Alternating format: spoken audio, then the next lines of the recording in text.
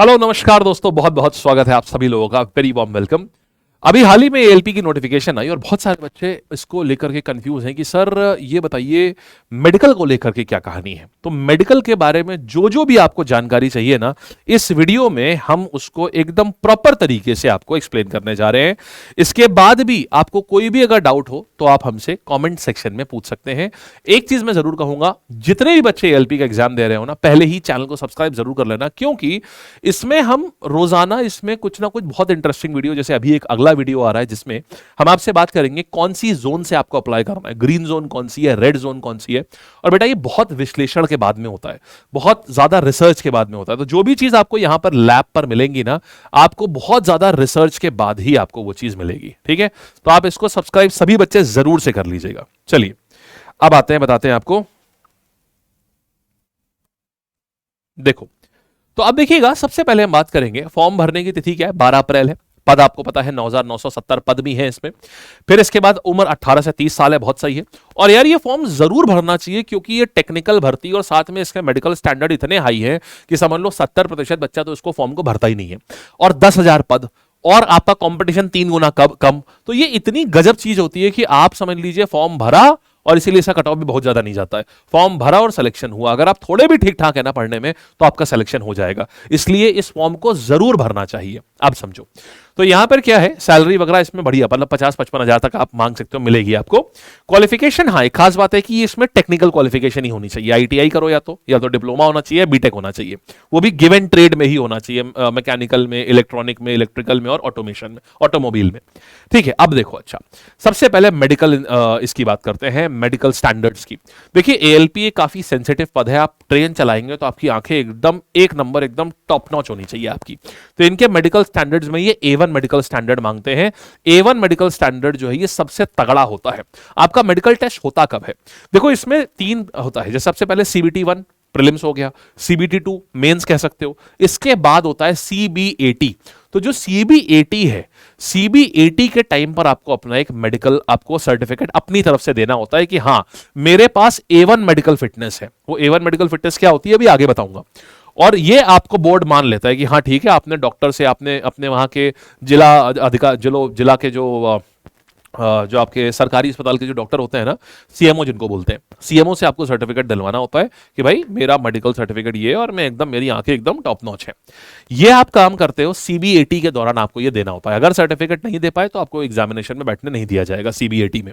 अच्छा, फिर इसके बाद क्या होता है, फिर जब आप डॉक्यूमेंट वेरिफिकेशन पे जाते हो, तो जहां पर भी आपका डॉक्यूमेंट वेरिफिकेशन होगा, जिस जोन में, उस जोन में आपका मेडिकल परीक्षण प्रॉपर वहां पर रेलवे बोर्ड खुद करेगा। और वहां अगर बाहर हो गए तो फिर बाहर हो गए। फिर मतलब ये है कि अगर मेडिकल फेल हुआ तो आप सोचिए, कई सवाल आते हैं ना कि अगर मेडिकल फेल हो गए तो क्या कोई और पद मिलेगा हमको? नहीं मिलेगा। देखो तो है क्या, पहले आपको A1 पद बताते हैं, A1 मेडिकल फिटनेस बताते हैं, A1 होता क्या है। देखो A1 में क्या है, सबसे पहले दूर की नजर की बात करते हैं।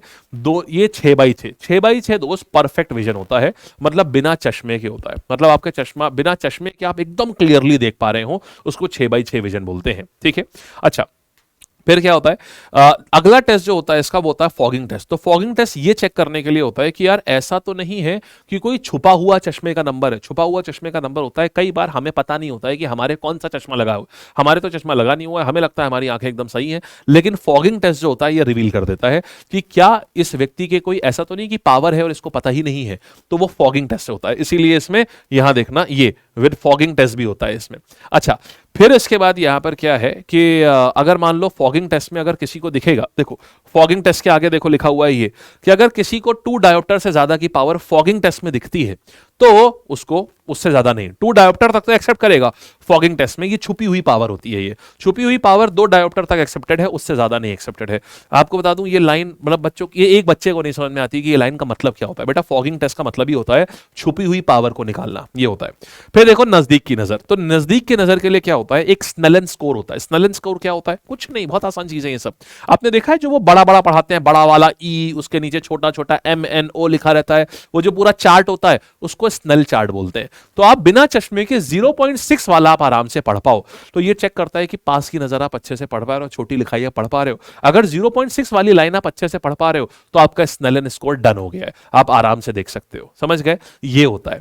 फिर आता है आपका कलर विजन टेस्ट पास होना चाहिए। कलर विजन मतलब आपको कलर ब्लाइंड नहीं होना चाहिए, रेड ग्रीन ब्लू ये सब कलर एकदम प्रॉपर दिखने चाहिए आपको, तो ये कलर विजन टेस्ट होता है, ये तो आप खुद घर पे कर सकते हैं। फिर आता है binocular vision.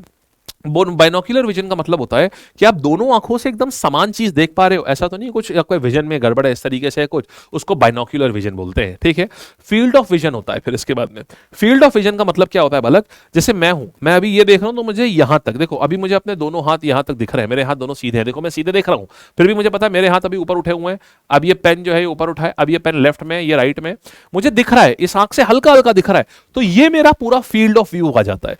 Field of view बताता है कि आप कितना ऐसा चौड़ाई में आप कितना देख पाते हो, ये टेस्टिंग होती है। फिर इसके बाद नाइट विजन, रात में देख पाते हो कि नहीं देख पाते हो, अच्छे से देख लेते हो। मेसोपिक व्यू का मतलब होता है कि अगर लो लाइट है, बहुत अच्छी रोशनी नहीं है, उसमें देख पाते हो कि नहीं देख पाते हो, ये मतलब होता है। तो ये सारे आपके टेस्ट होते हैं, ये आपको पहले खुद से एक आप सर्टिफिकेट देना होता है कि हाँ मेरा ये सारी चीजें सही है, A1 सर्टिफिकेट है मेरा मेडिकल का, और फिर आपका डीवी के टाइम पर रेलवे बोर्ड चेक करता है। ठीक है, लेसिक सर्जरी वाले मेरे बच्चे बहुत सारे ये डाउट पूछते हैं, क्या लेसिक सर्जरी वाले आप इसमें भर सकते हैं एएलपी का फॉर्म? नहीं भर सकते, दो टूक शब्द समझिएगा, नहीं भर सकते। लेसिक आपने कभी भी अगर आपने सर्जरी कराई है, इसके लिए आपको एक देना पड़ता है अंडरटेकिंग कि मैंने आज तक कभी भी लेसिक सर्जरी नहीं कराई है, ये आप लिख करके देते हैं। और अगर किसी ने आपने मान लो छुपा ले गए बात ये, और अगर मान लो आपने नौकरी ज्वाइन कर ली और अगर मान लो बाद में किसी ने रेलवे को बता दिया कि इनकी लेसिक सर्जरी हुई थी, तो नौकरी से आप किसी पता चला 20 साल हो गए नौकरी के, नौकरी से हटा दिया जाएगा उसी समय। इसलिए ध्यान दीजिएगा इस बात पे, या तो आपकी सर्जरी हुई ना हो या फिर वो किसी को पता ना हो, इन दोनों में से कोई एक चीज होनी चाहिए भाई, जाहिर सी बात है। अच्छा, फिर देखोगे मेडिकल फेल होने पर क्या कोई और पोस्ट मिलेगी? नहीं मिलेगी। आपको अगर आप मेडिकल फेल हैं तो एएलपी में आपको कोई और पोस्ट नहीं मिलेगी, क्योंकि एएलपी के लिए मेडिकल एक बहुत इंपॉर्टेंट चीज होती है, कोई और पोस्ट नहीं मिलेगी। फिर अच्छा, क्या सर अगर एक बार मान लीजिए मेरा मेडिकल फेल हो गया तो क्या मैं दोबारा अप्लाई कर सकता हूं? ये बहुत सारे बच्चों को नहीं पता होता। हाँ, कर सकते हो, आप अपील कर सकते हो। रेलवे में एक प्रोसेस है मेडिकल अपील का, तो अगर उसका कुछ चार्ज देना होता है, बहुत ज्यादा चार्ज नहीं होता, आप वो चार्ज पे करो और आप एक ही बार लेकिन अपील कर सकते हो। आप एक बार और अपील कर सकते हो कि भाई पिछली बार वाले मेरे मेडिकल में इतना सही तरीके से मेरा मेडिकल नहीं किया गया था, मुझे आउट कर दिया गया था, एक बार मेरी अपील है कि मेरा मेडिकल एक बार और किया जाए। तो यहां पर क्या है, ये मेडिकल अपील अलाउ होती है। समझ गए?